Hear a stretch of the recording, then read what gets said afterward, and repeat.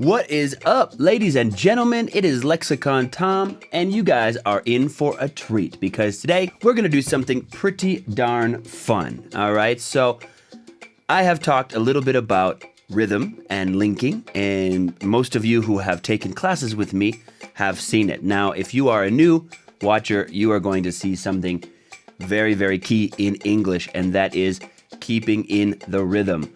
So, what you're going to see is something sped up from low speed up to normal natural speed, even up to a normal song speed. What do I mean?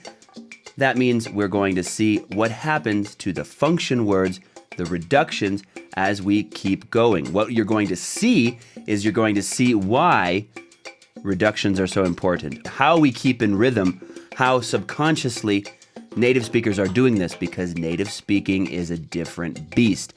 All right, so what we want to do is to show you how important it is to reduce, to sound more natural, to keep in rhythm. All right, we are going to take a very universally loved song.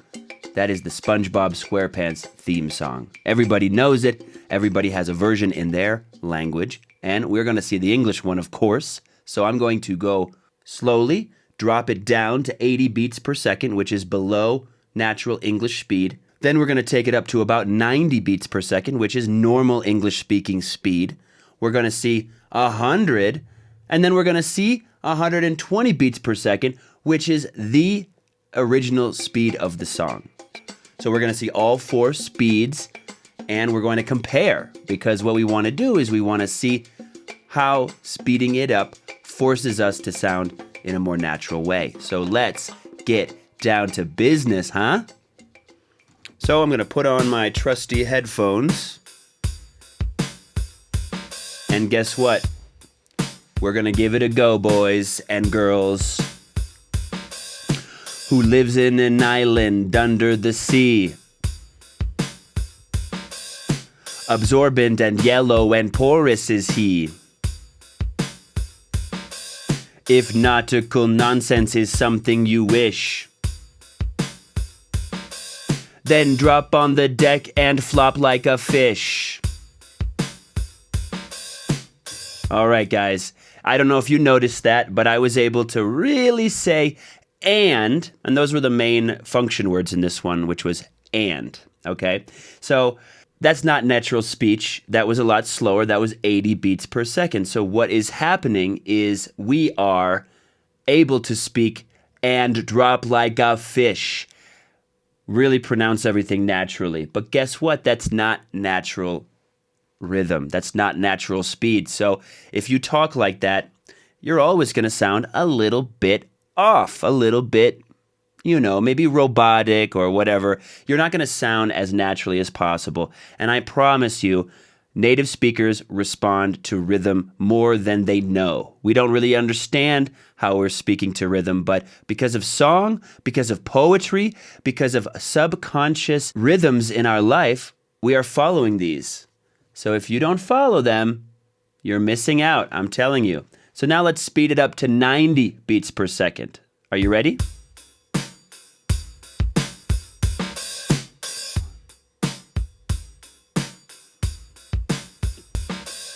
Who lives in a pineapple under the sea? Absorbent and yellow and porous is he. If nautical nonsense is something you wish, then drop on the deck and flop like a fish. All right, so there we go, guys. If you listened, you heard that. It was a little bit unnatural when I said, and drop like a fish, because we don't say that. Let's try a little bit more naturally. Who lives in a pineapple under the sea? Absorbent and yellow and porous is he. If nautical nonsense is something you wish, then drop on the deck and flop like a fish. That was more reductions, a lot more in and not and. So let's go a little bit faster.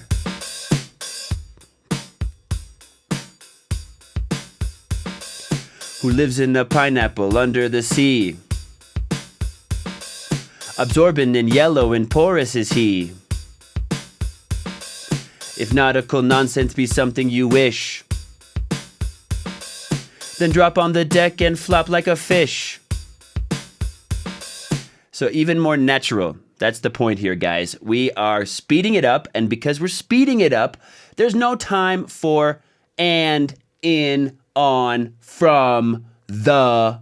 That is a little bit of 100 beats per second.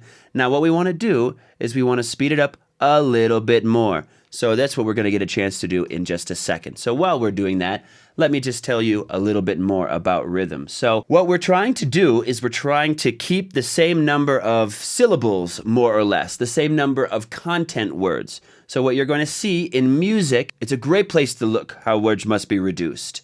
Okay, now let's go to the natural speed of this song, the one that you're familiar with, 120 beats per second. Fast, right? 1, 2, 1, 2, 3.